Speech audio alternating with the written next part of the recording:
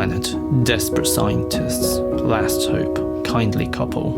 There's a point made in Nerdwriter's book that I've become really quite obsessed with during the last couple of months, probably because I paid £30 for this book, which is that these 4 lines, unlike my heating bills, are fixed. They're dots in a timeline that are unmovable in Superman's story. Dots that, unlike Batman's origin, as Nerdwriter pointed out, was psychologically and emotionally rich from the start, because it's trauma, it's vengeance, it's already psychologically realistic. In contrast, Superman's origins was a single-page explanation designed to excite as opposed to make sense. However, the fun also of Superman is seeing how different writers and artists join these dots differently, either by developing established answers or inventing new ones for an array of questions that justify and contextualize these 4 dots. This single page. The creation of a life in a world. Something changing your mind.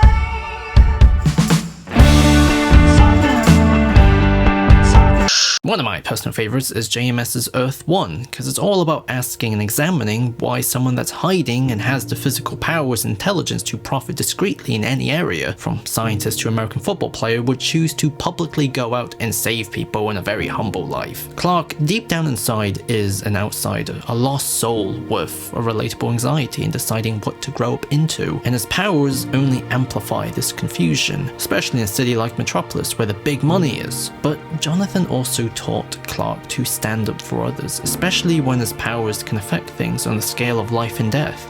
And during an alien invasion, he sees Jimmy and Lois standing for the truth in the face of annihilation, while the employee he sought help from didn't care and ran away because of money. So with all his might in mind, Clark instead works for a little at a dying newspaper, which he resurrects just with his appearance. And the people he's surrounded by, they resurrect him. They give him purpose.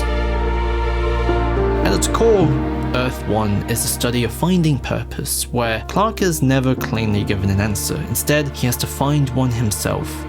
More importantly, find an answer inside himself. As a result, the answer of why he becomes Superman is simple. It's that it's fulfilling. It answers a hole in Clark's chest. But what if you kind of do the opposite thing? In Superman Birthright, Clark doesn't know who he is, but instead of being trapped by uncertainty, he's kind of an adventurer. We're introduced to him in Africa, living with the locals, loving life, and reporting on the local movements, but he fails to save the leader, Kobe, during an attack. However, he's able to save other people, and his journalistic skills brings about justice. Clark fundamentally doesn't have any selfish inclinations here. He believes in a higher ideal, and it's that innate goodness which guides him. As Mark Waid described, over the course of our series, Superman's character will be that of, in fact, deciding who he is, rather than letting it be decided for him. He'll come to his own conclusions about why he's here, what he's supposed to do with his gifts. In other words, it's the opposite of Man of Steel. You will give the people of Earth an ideal to strive toward. Wait, Man of Steel was about the importance of choice, right? Your mother and I believe Krypton had lost something precious. The element of choice. Jor-El had a natural birth so his son can choose his own life, but then he chooses f***ing Cal's purpose. In Birthright, Clark feels joy in helping people. And that's simply it. Something happened in Africa. Something pretty awful. But for 1 minute, and for the first time, I got called upon to give my all, to have purpose, and it felt amazing.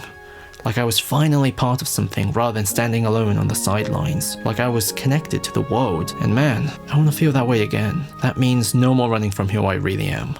You're Clark, you're our son. But I'm also someone else, Pa. It's time I started finding out who he really is. This excitement is also the sternest difference between it and Earth 1, where 1, he's rendered emotionally ineffective from his uncertainty. Here, there's a thrill to it.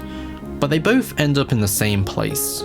Metropolis, the city of tomorrow, but also a place of selfishness and loneliness. A place where once Lex reveals Superman's an alien, before he even knows, everyone looks at him with skepticism. And at the Daily Planet, Clark's inwardness leaves him uninvited to the after-work gathering. Instead, he just listens alone to them gossiping about how he's clearly got a crush on Lois. There's a culture of apathy and selfishness that thrived in Metropolis before Superman, because it's a pretty massive business central where everyone is only looking out for themselves. In Secret Origins, which is a pretty mid-comic, because the first half is really trite, but the second half that explores Superman's cultural effect is pretty sexy. Lois is filled with skepticism and often conflates misanthropy with truth. Rudy is a blood-sucking dude who exploits the kindness of Clark for his own ends. Lex wants everyone to worship him and has the poor at his gates begging for a job. Jimmy considers leaving because the city of tomorrow wasn't what he expected. The people here only care about what you can do for them. It's like Miss Lane says, this city is a dog that can't stand up because of the weight of its fleas. I guess I'm just one of those fleas. But Superman changes that. He makes everyone believe in change. Are you sure you wrote this, Lois? There's not a single negative word in here. Lois begins to write positively. Jimmy has a career. And Lex is mad that all of a sudden people's hearts are changing to this kind man who's taking the spotlight away from his marketing. And in the end, when the fear-induced government tries to take down Superman with crazy Metallo who ends up attacking everyone, the normal people stand up to protect Superman. Tell us, Superman, what do you want us to do? I want you to stop looking for a great savior. Lex Luthor isn't it. I'm not it. You are. All of you are. I do what I do because I was given a gift. But all of you were given gifts too. Use them to make each other's lives better. Show the world that Metropolis has a heart. That's all I have to say. As a result, the old lady who was rude at Clark when he first arrived because he was too busy admiring the skyscrapers is now welcoming the newcomers. And now everyone loves watching the sky. Just for a glimpse of him. It's corny, it's quaint, but not being embarrassed by this is what makes Superman great. It's his most powerful ability in his world and also ours. When joining together Superman's origins and telling a story about him young and growing is also about telling a story about doubt. It can be handled with anxiety or with excitement. But either way, his discovery is something that doesn't just transform himself, but the world around him. I think what a good young Superman story does is both capture a feeling of being lost, but also acting as a really good, sobering call to action. We all have the world in our fingertips all of the time now, and yet somehow trying to imagine our future is still hard in the modern climate. We're all often stunned and lost by what we should be, when the options always feel like they're both limitless and non-existent at the same time. But as the world falls apart and falls deep into an abyss of selfishness, the idea of putting money aside and doing your part as a reward for the heart. That's a pretty powerful message. That's what young Superman can show. Wait, what about New 52 Young Superman?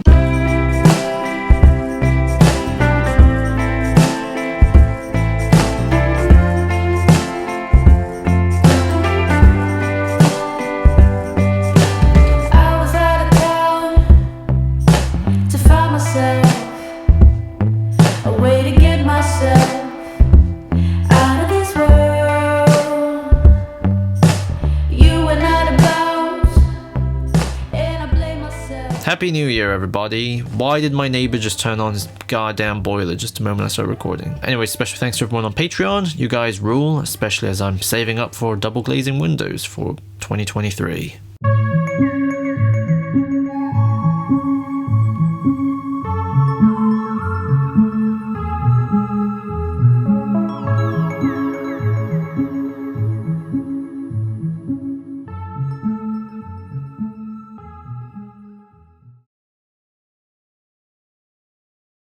I'm not asking you to kick in with me.